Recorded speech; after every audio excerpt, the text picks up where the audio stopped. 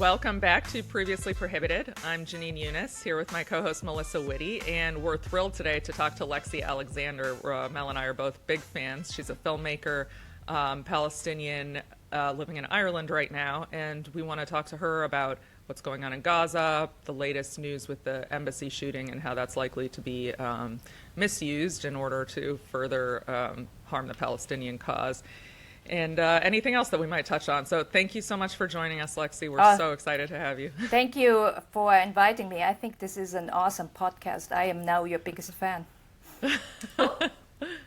That's so exciting for us. Real quick, guys, if you could hit the like button, hit the subscribe button, and leave us a comment. I know we read every single one of your comments, so I know that you guys will have lots of good things to say about Lexi, who you have such an interesting past, because I read that you were a world champion kickboxer prior to becoming a Hollywood director, yeah. Which is like so cool. I actually got my green card because I was invited by the U.S. Marine Corps to teach a hand-to-hand combat class, and I did.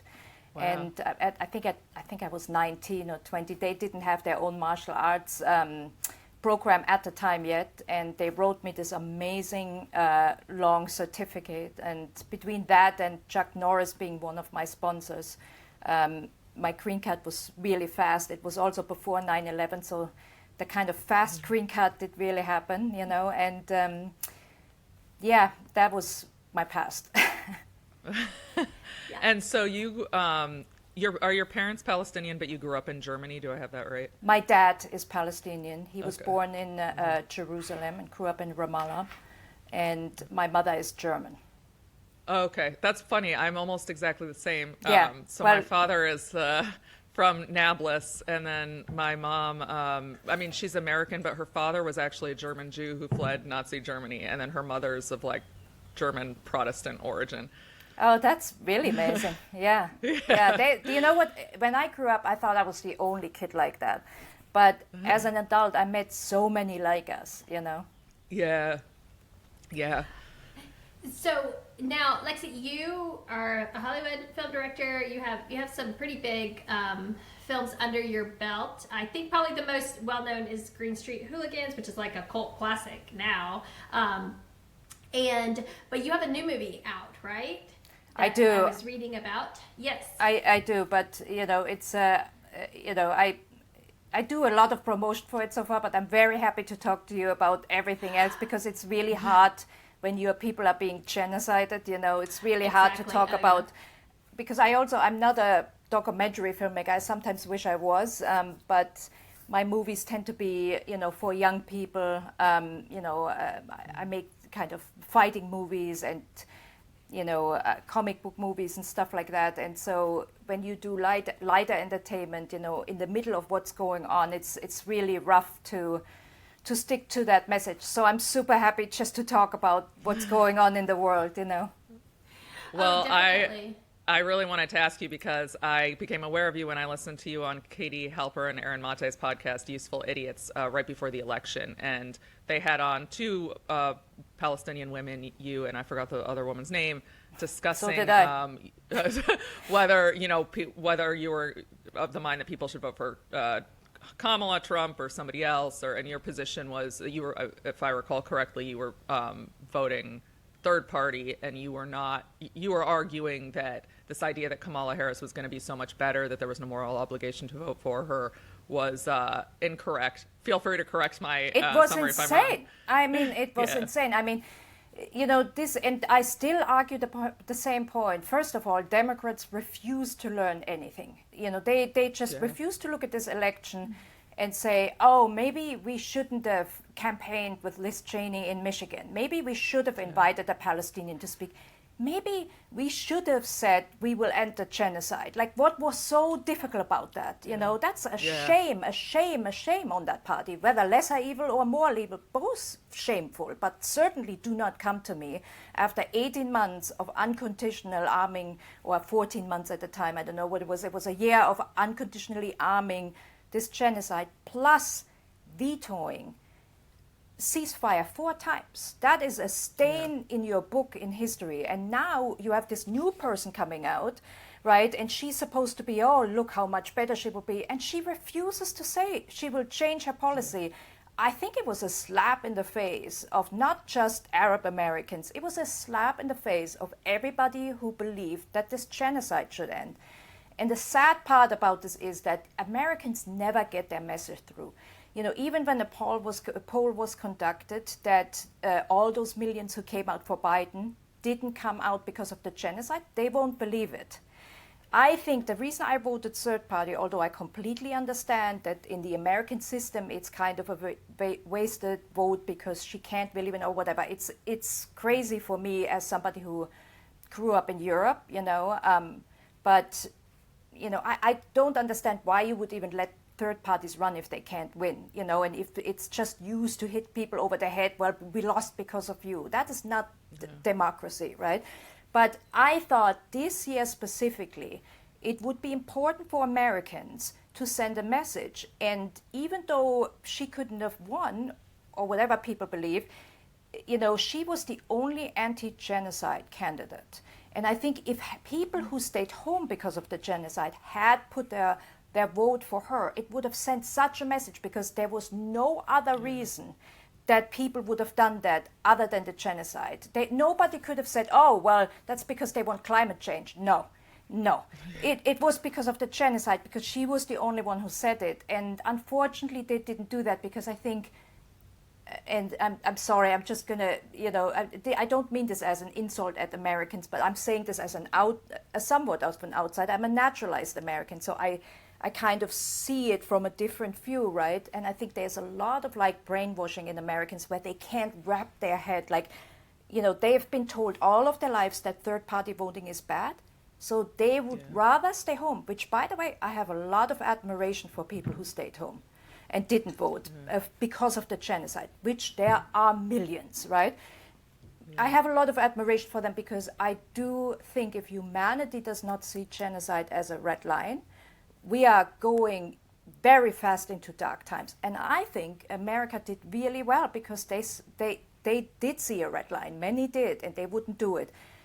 And so, you know, the sad part is that they also, you know, once they've been told they shouldn't vote for third party, and that's that kind of what tankies do and jokers do, they also don't do that, even though logic-wise it would have been the way to send the message about the genocide. So, yeah. Yeah, you know, being a Republican, if you study the 1992 election, which is the most successful third-party candidate, Ross Perot, you know, who definitely ran on a kind of quote-unquote America First platform. It was a very populist platform, and he won 20% of the vote, and he did, in fact, deny George Bush a second term. And yet again, we see Republicans refused to learn the lesson of that, right? Perot runs again in 96. He again denies Bob Dole of the candidacy. I think at that time, I believe he still got 14% of the vote. Again, he denies the Republicans. They don't learn. Of course, they then run a stooge like George W. Bush, who it was a little bit more folksy per se, but still the same old establishment candidate. And that is how you got Donald Trump in 2016, right? A hardcore who ran hardcore populism, a lot of controversial stuff, but the core of his message was bring back the jobs, bring back, you know, secure the border, all populist messaging. And yeah, so it's not like it's just Democrats that struggle getting the freaking message through. That's interesting. You know? That's interesting. I never looked at it from that point of view. I knew about the 1992 election because I'd read about what the history is about third parties. I mean, the interesting part is that there were actually 3 parties, and there was a party called Whigs, and that was replaced by, so it's not completely unprecedented. But, you know, it's so long ago that Americans, I don't think, believe in it anymore. But something has to give. You cannot, you know, what happens when you have 2 parties that constantly disappoint people? And it's not just that they disappoint people, but they don't do anything for the people that voted for them. It's not even before the promises. It's they get voted in, and then they completely do the opposite of what they've promised. And so you have these like there's no satisfaction. That's how somebody like Trump wins, and I can totally see it. I mean, I wouldn't have voted for him, but with him it's a little bit like, even with his dealings with Palestine, like we're all rooting for a lunatic strongman to be mad at another lunatic strongman, because that might be the one thing that will get us somewhere right now, right? And every time I read about, oh, they're having a fight, these two assholes, sorry. But if I read about any kind of like, insanity argument, like they're fifth graders, not even fifth graders are probably smart, as like kindergartners who argue about the toy, these two, and both as many or as few brain cells, that's what we're hoping now. And by the way, to this day, I believe there's still more of a chance for this killing to stop under him than under, Biden or a Democratic president, because I don't know what was up. It was a little bit, I don't do conspiracy theories.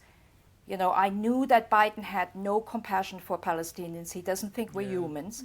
And I knew that he was an ideological Zionist, which is always worse than somebody like Trump, who was actually, in the beginning when he ran, he was booed at every Israeli convention, because he says, I don't care what you want, and I don't think you should have the state of Palestine. But then Adelson, had him over for a week, gave him a huge amount of money, and he was basically bought. I mean, that's the guy he is. You can straight up buy him. And the thing, I don't mind about him is that with him it was super obvious. He went from being Israel's least favorite to favorite the minute he took Adelson's money, because that's how it was. And there was a whole article about it, how he was not popular with Israelis until he spent a week with Sheldon Adelson in Las Vegas. And there was discussion. Yeah. No, I was going to say, I mean, his lack of conviction kind of cuts both ways, right? He can be easily swayed, but then he can be easily swayed. And to me, that's better than ideology. So when I heard about Qatar giving him a plane, I was like, yes, buy him. The fact that there's an idea that the Gulf Arabs could buy him, because, I don't know if you are both, I'm sure, aware of this history, but I'm always stunned of how Israel gets away with buying politicians in the US, right? How is this possible? There's all these laws about foreign influence and and I actually looked it up. There's been many complaints, about many people, and sometimes it even led to some kind of legal business, but it always ended there.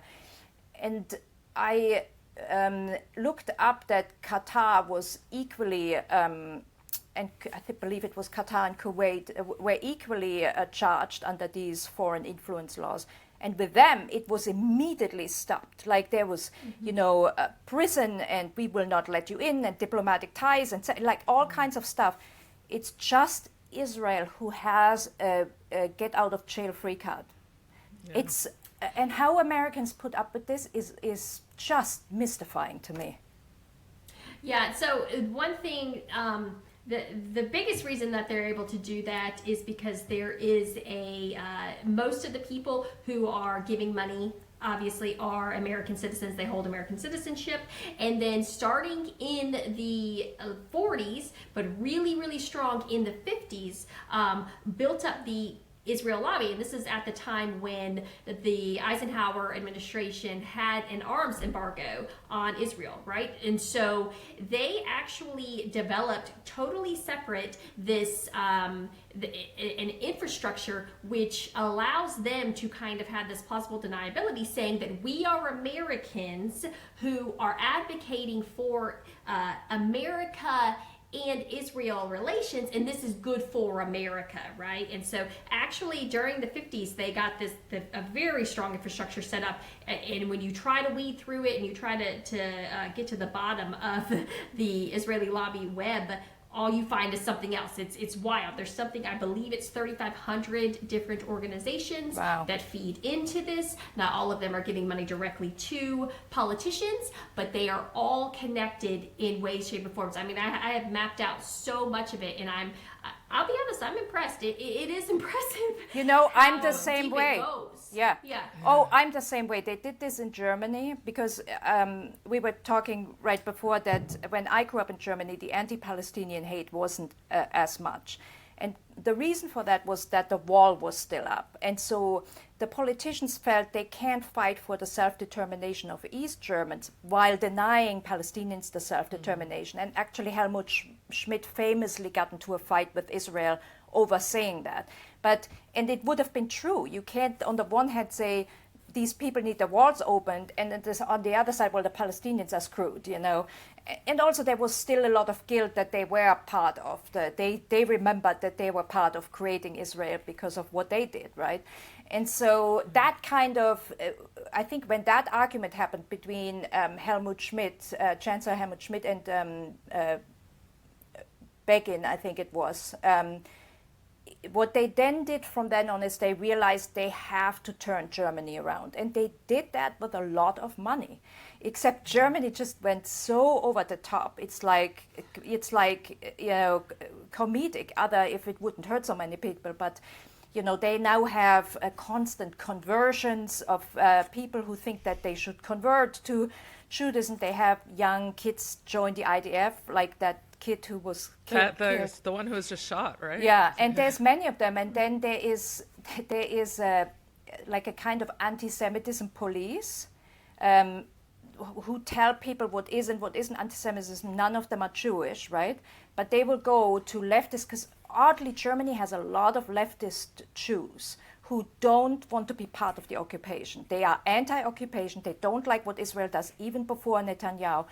And I don't know why they like Berlin so much, but I think Berlin has this atmosphere of being very, you know, left, or also having a lot of Arab culture, mixed culture. And so all these leftist Jews are being told by this anti-Semitism police that is not Jewish, that they can't behave like that, and that they now blacklisted. And it's wild. And it's now, you know, a lot of stuff that the US is doing of arresting people and doing stuff. Germany did that before, you know.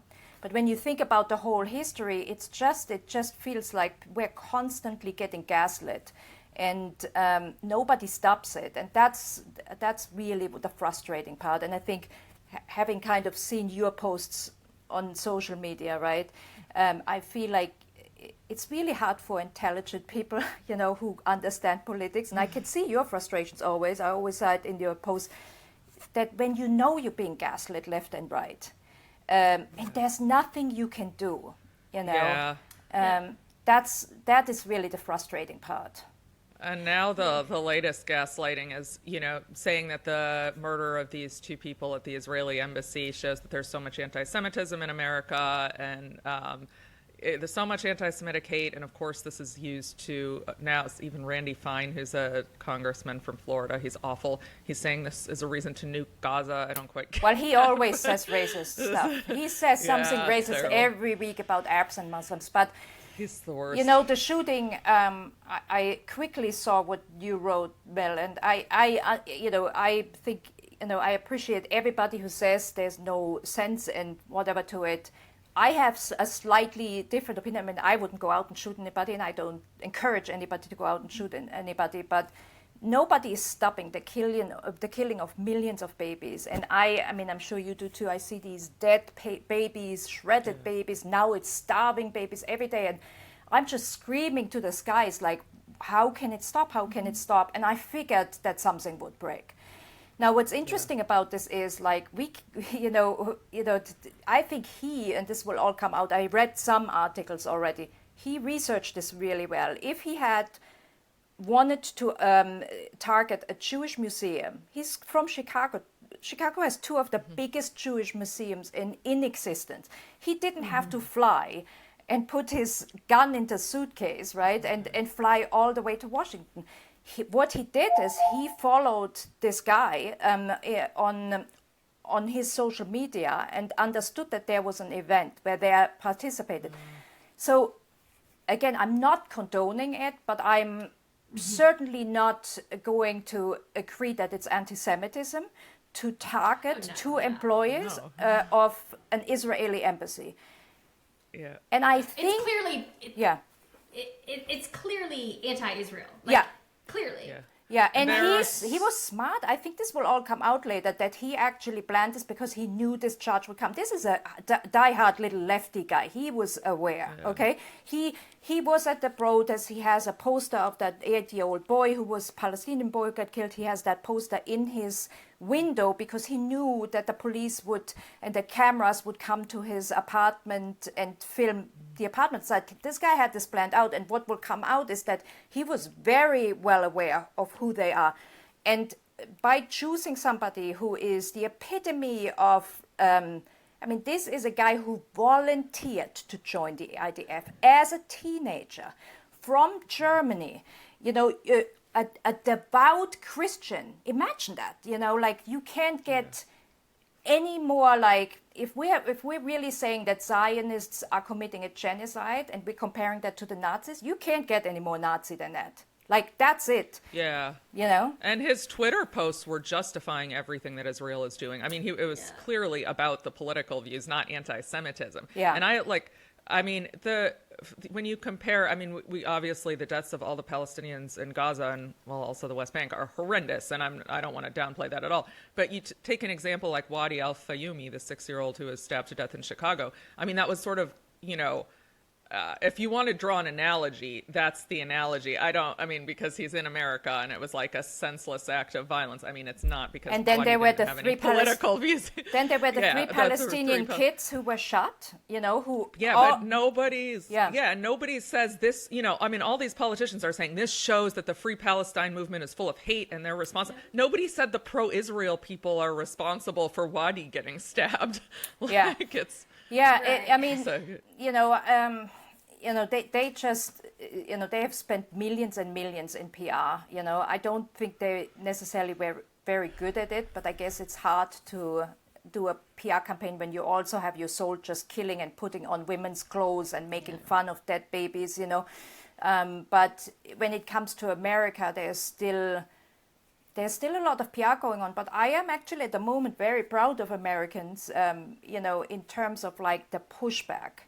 There's a lot of people, especially from the right, actually coming over and saying, now there's something dodgy about this.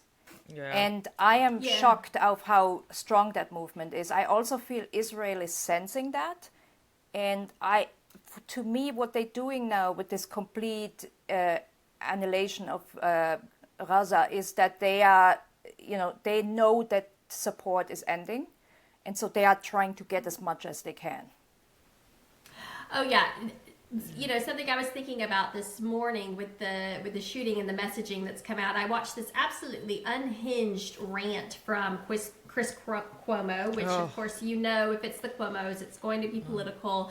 Andrew Cuomo is running to be the mayor of NYC, New York City, which obviously has a 20% Jewish population. And this rant that Cuomo went on, it was like 12 minutes long, basically saying that the real danger to America is radical Islamism, calling this guy who is, I believe, Mexican-American, there's no indication whatsoever that he is Muslim, calling him a radical Islamist.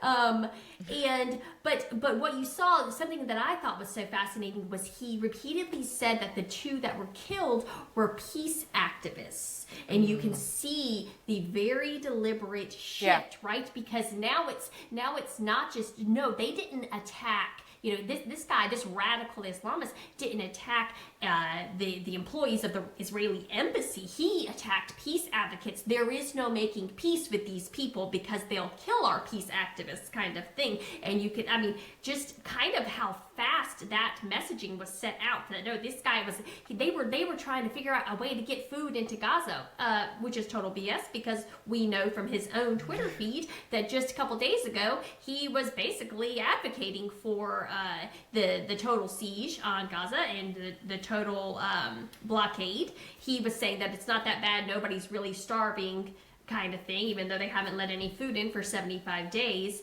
So this is not some peace activists. And again, obviously murder is wrong. I don't feel like I should have to say that, but because we know how people are, I will say that. And I don't actually think a whole lot was gained from this, right? I think the only thing that was gained actually is just that we see how divided the two sides are, and how it is coming to the point where I don't know how we're going to reconcile, right? Because if I can say that murder is wrong, but you say, well, Israel's not committing any murder, then to me, you're just a bad faith actor, and I can't have a conversation with you, period. Right, and once you can't have a conversation anymore and the murder of children continues, more people will break. And this is a country where everybody can buy a gun. I'm surprised this hasn't happened before, because we are all sitting there. I mean, I wonder sometimes, when I was 20 years younger, if I would have, because I'm already feeling so charged all the time and so full of frustration.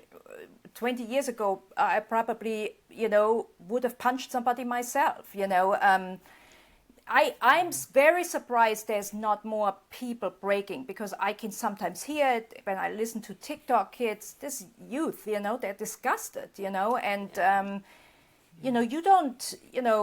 you don't always know how far they go. And America is not a place where that's a hard thing to do. And also everybody knows who is a Zionist, because they are super loud, Everybody, and a lot of them are at an age where they are not understanding at all that, when they put something on the internet, that they're going to an event, you're basically telling people where your location is, So I would be very surprised. And, again, I'm not endorsing it, but there is a certain point where I'm like, honestly, I don't care if there's something that stops the killing, I'm for it, and if it's people getting nervous here, I'm for it, because something has to stop it, and we're not stopping it, although I did think a movement, I think, Mel, you could lead, is I thought about this for a long time, and I actually opened another Twitter account only because of that, because I said somebody's going to have to do it, and I think it has to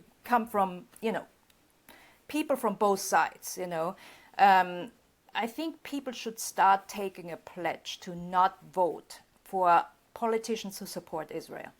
Because if we're all agreeing that Israel is committing genocide, then that shouldn't be a difficult pledge to make. The Democrat and liberals, they already, the minute you say this to them, they're like already thinking of a lesser evil scenario, which again, this is a cult. They are brainwashed cult. You cannot get it out of them, right? I think there's actually more independent thinkers on the right, to be honest. I think, and I don't know why that is. I am not a right-wing person. I don't believe in conservative politics. I believe in very much a social government that helps people and is a safety net, and all of those things we can disagree on. But I think there's more people on the right who are actually really opposed to genocide. And, for them saying, what, I'm actually agreeing this rogue state is committing genocide, and I'll take a pledge to not vote for somebody. I think we'll get it more from them. And we'll get it from the left and from the youth. You won't get it from the liberals, because they're already getting ready to vote for somebody lesser evil. Although I think there's even people there that jumped off. Obviously, those were the people who didn't come out to vote for the Democrats this time. And there's a few. But I think we have to do that. This has to be a thing, because that's the only way we can turn the people in power around. Yeah. Oh, I agree. And I agree with you as well that I promised myself after this, I was listening to someone and he just made such a good point. He said, you have to pick your principles, vote your principles. At the end of the day, vote your principles and stop falling for the lesser of two evils trap.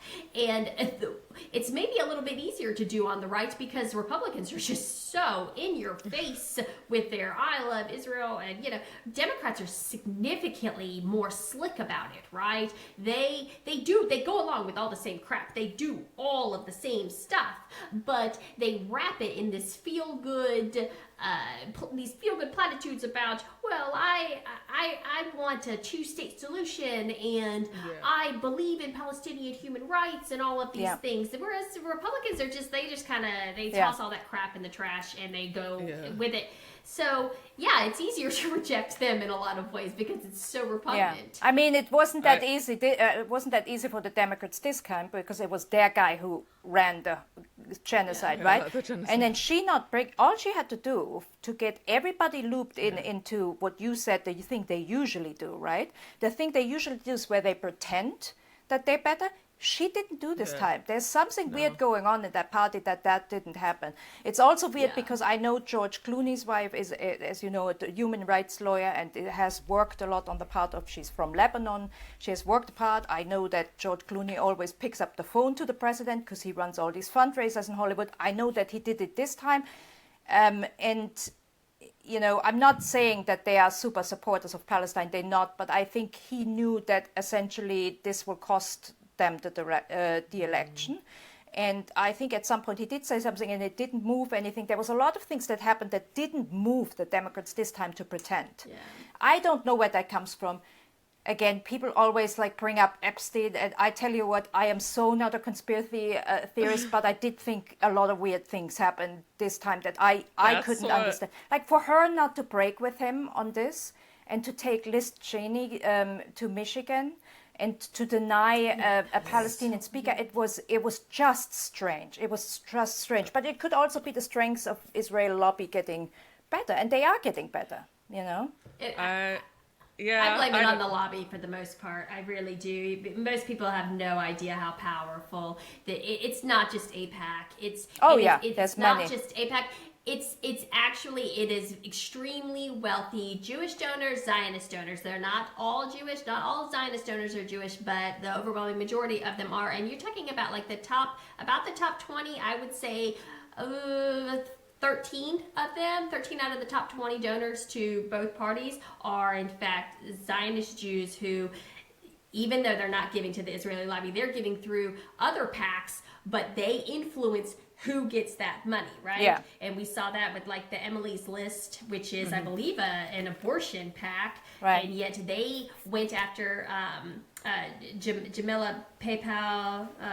I'm saying her sister was running for Congress, and her sister is of course very pro-choice, and yet Emily's List started attacking her, running all these ads against her, and it was actually Ryan Grimm's publication Drop Site that ended up calling it out and saying, oh, well, it turns out Emily's List took this $2 million from, I believe, it was Bloomberg. And so now they're getting involved in this where everybody is pro-choice. Everybody in this primary race was pro-choice. There should not have been any money being spent, and yet it was spent, and it was used to defeat her. Right. And she was the anti-Israel voice, whereas her primary opponent was, of course, pro-Israel. And they will continue to do that. They will hide it. But I also think we have enough smart people like that who can track it. I think there's a certain group who's become very good. And I have to say we have to thank the kind of Jewish left on this because they are very good. Because I think, you know, they all have Zionist parents and rabbis and stuff like that. And when the leftist Jews kind of make it a mission to fight this, they find out everything. They go to every Shabbat and find out all the politics and stuff, and they'll put it all on Twitter. And I think that's great. But, you know, right now you have such a good moment. Everybody's fed up with Israel. You know, I mean, I have seen people I never expected to turn on Israel, turn on them. And it would be such a good time to just make it a one-sentence campaign. Take the pledge. Take the pledge. If you you know why I think that is because I looked back at a friend of mine is a history teacher specialized in apartheid South Africa.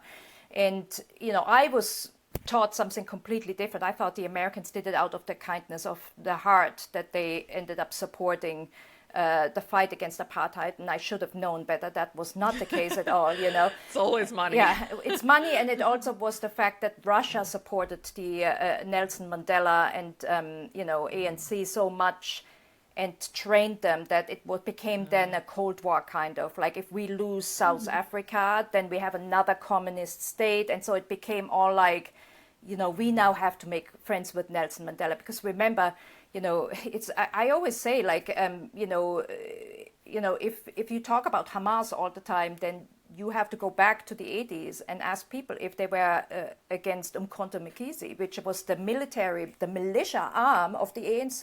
Nelson Mandela was not a pacifist. They had a very military arm that was trained by Russia. And, nobody today would dare say, bring them up and say, that was wrong, they shouldn't have done it. What, are you joking? No, we had buttons in the 80s, okay, of that with I remember that with the spare and stuff. And so, we're getting to this, when I read about what Americans at the time did, is the people, of course, wanted this, especially Black Americans wanted the politicians to get behind it, but also very just peace-conscious people wanted to get, the U.S. to take a stance. Reagan didn't want to. And then it was actually, believe it or not, Mitch what's his name? Mitch McConnell, who did a whole campaign against Reagan because Reagan vetoed the sanctions, and then Mitch McConnell fought Reagan on it and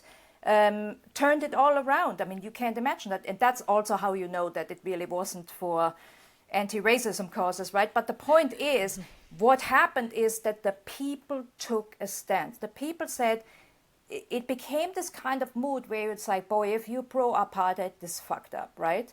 And we have this mood now 10 times, 100 times as much. Yeah. But we don't have anybody who organizes. I'm telling you again, Mel, I think you're the perfect person for this. We just need to find you a counterpart on the other side, right? But and now you have an in-house lawyer as well. So, but it should be just a very easy campaign where people just, like we used to say in the 80s, that we're anti-apartheid. It was an easy, like literally people had free Nelson Mandela buttons. That's it. That did your position. And now it should be a just very simple slogan, a very easy pledge that it doesn't matter who, if the other candidate is the devil, I'm not voting for pro-Israel. We have to make them let go of this position. Yeah. Because we all know it's bought. And I also think, and I'm not feeling sorry for them, but I do think that this puts this whole thing about the Israel lobby fighting these candidates that are not pro-Israel to the point where they don't have a chance. It puts the candidates in very bad positions. I mean, do you want to get into this position? There was this young kid named Max Frost who who I don't think people should support at all, but he was completely supported by a Palestinian group. They were, that basically supported him to get elected. And, I don't know all the terms, but whatever these people have to do to get the party going, I think something is called Kitchen or whatever. They provided him with everything, the entire campaign. So this kid goes to Congress. First thing he does, he drops Palestine. Drops completely. Doesn't want to know anything about it. Because immediately he was told, I think by Richie Torres, that if he doesn't go with Israel, he's screwed. He's never going to win. He's never going to win another election, blah, blah. And so, this is not just that the Palestinians voted for him. They ran his campaign. This was Palestinian young women who ran his campaign. And this is what happens. Now, I think you're a snake if you sell out and then you don't have a chance anymore. But I also think, like, for example, on the right, or I'm not sure if he calls himself a Republican or Libertarian, this guy Massey, I would have voted for him in a second, just the fact. I like Massey a lot. Yeah, and, but we have, there are other people like that out there, and it feels like they already know that if they don't take some kind of pro-Israel stance, they will be bought out. And the only people who can change that are the voters. But we're not doing it. If we do take a simple campaign and kind of make it like, listen, if you don't take this pledge, then you are literally a puppy killer. Like, everybody should be on this side now of we are not supporting.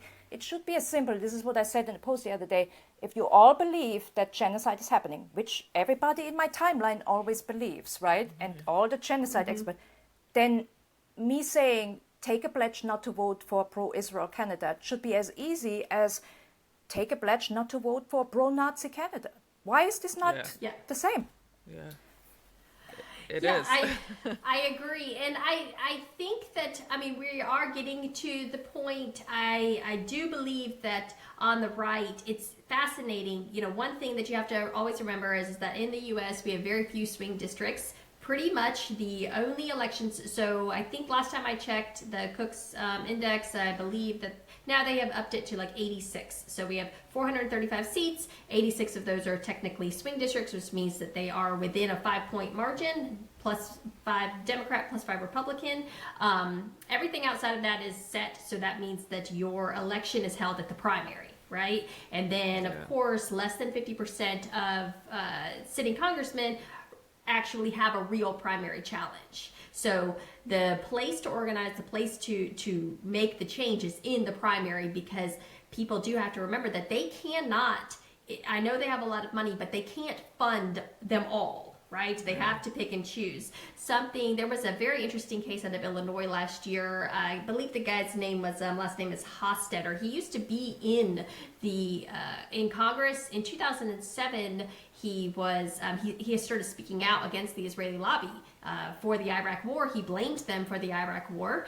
And he, of course, became their target, and they unseated him. And then just last year, he ran again in the primary.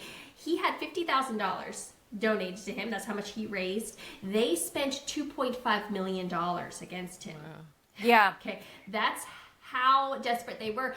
They cannot do that in every single race. Yeah. So Well, we I'm do not so have sure. power. I have to say, I know a little bit about their money, and I don't think people are aware. You know, Germany still pays them reparations, right?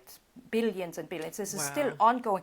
Yeah. And in the meantime, their tech industry has made a lot of money. And they have made more through the Gaza war, because they basically use the drones and all of that stuff. You know, in the next convention that they had, where they introduced their, weapons and AI technology, they basically showed all it can do. Look, it can kill somebody from this far away, and da da da. And so this is not. I would never underestimate how much money they have. I think they can actually get it. That's why I think you can fight them with money. The only way you can fight them is, certain things just become unacceptable, even in America, right? At a certain point, segregation was not acceptable in most civilized households in America. We have to get to that point.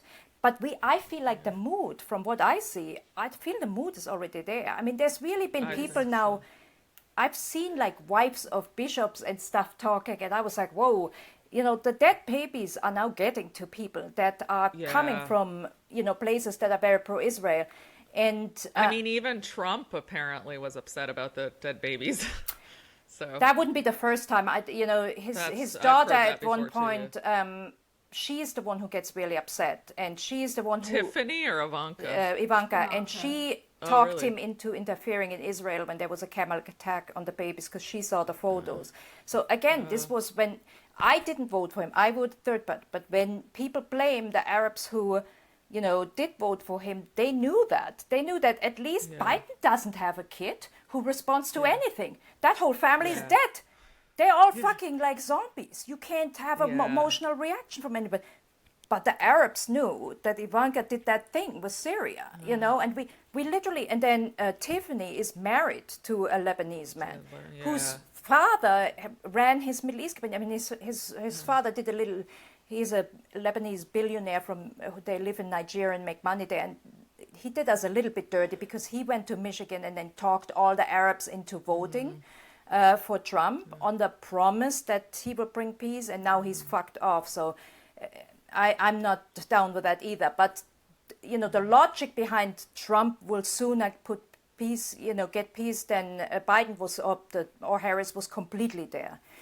But we are now, I mean, if anything, then we should at least let the cost of the lives that the Palestinians have lost, and if everybody really feels for that, let it be worth something, Take the pledge. That's all we have to do. If we all take a pledge and say we will never vote for somebody who's pro-Israel, because that's like saying we vote for somebody who's pro-Nazi, they have no chance. They can't spend millions. And the truth is, might it get a little bit hard for Americans for a couple of elections? Maybe it'll get harder because they won't move fast enough, and more people it will show millions of people will stay away on both sides, right? And that may be rough because you'll end up with politicians that maybe for the first 8 years or so nobody wants, right? But at some point you have to break it. You must break it, because otherwise this goes on and on and on, you know? Yeah. And I actually believe that, if you are against Israel, again, I do believe that is the America First position, to not support regimes like this. So I don't think that. I think most of the time, if you are brave enough to stand against Israel in the political circus or in the arena, then you probably do actually have principles that most people can gather around on other topics as well. Absolutely, and I loved it. I think I found you, Mel, on a tweet where you criticized U.S. Politicians, I believe in the Senate, who have Israeli flags on their doors.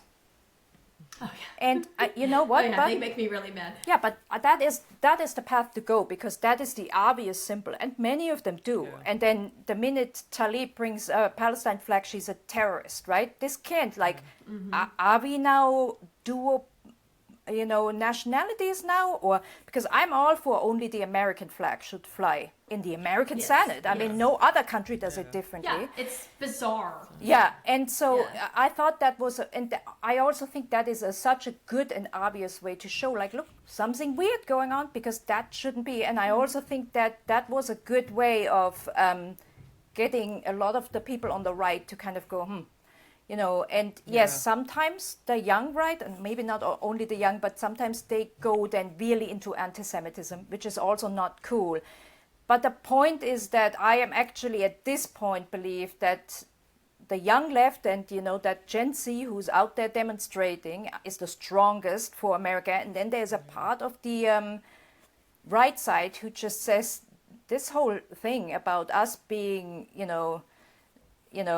they're basically butler and have people flying. Subservient. People flying the Israeli flag is not cool. And I know that these podcasters from the right, I am not their fan, but at this point, we're at the point where, I just want this genocide to end. I do not want to see another dead baby, and whatever it takes. I'm still, I have to go on a movie podcast now, but I'm urging you, Mel, I believe so much you're this person who can run this pledge. I honestly think you're this person, I think if we find you a counterpart, which I don't know anybody cool on the other side, but I'm going to think about it. Well, I'm not a hardcore leftist, but I have a lot of left leanings. I'm definitely not. I wouldn't call myself a conservative or a right winger. I'm like a left-leaning libertarian. But you're a human rights lawyer, right? I'm a First Amendment, mostly, for free speech and civil liberties. Yeah, see, I think the lawyer needs to stay the lawyer, which is a great combo with you too, right? Because there's a lot of that. I always think anybody who knows about the law, which, by the way, I don't know if you know this, but I'm sure you know this with the Palestinian father, this is like the doctor or lawyer or at least engineer is the dream job. I'm the total black sheep, so this is the good kid. But I have great respect for, and this is even more First Amendment lawyer. This is even more what we need. I feel like, I think that either way, there should be a whole group who runs this campaign. I feel like Mel is the rare person who crashes through, you come from the conservative side. But I've seen leftists follow you and, retweet you. Yeah. And I think that's because they sometimes they get mad at me about my other takes, but I think that they get only, I was blocked by Twitter. They suspended me, and I was desperately trying to get a hold of you because you kept tweeting about me but saying I'm a liberal. I'm like, oh, you must tell her not to say that. I was so mortified I was described as a liberal, and then I didn't even know what I should call myself, but definitely not a liberal. But I do think that you have a lot of people can see that you are coming from a principled point of view, and I think that maybe it should be an organization, but I think this is something that people can do right now and use this mood, and I think it's something that people can actually pay tribute. Let those lives not be for nothing. Let them be for making a huge change in the US system. I mean, if we don't grab this opportunity right now and do it, actually, I know somebody who you should meet. I know it. I suddenly know it. He used to work for the Democrats, but doesn't anymore. But he's perfect for this. I'm actually making that connection right after I'm done doing this next podcast. Yes, we Great. will. We do need to get something together. We have to do more. Yeah. Yeah. It's, I it have has the to- perfect person. You will both love him. Perfect. Perfect. Great. Yes. That's perfect. But then Yeah. I'm down. I'm always down. So thank you so much for Thank you, Yeah, guys. thank And you. I I'm know we sorry have to let you I go. couldn't stay longer, but I will come back anytime. And I'm a subscriber yes, now. We'll definitely have you. We'd love to have you Thank back. you. Yes. Thank you so much. Bye. Take Bye. care.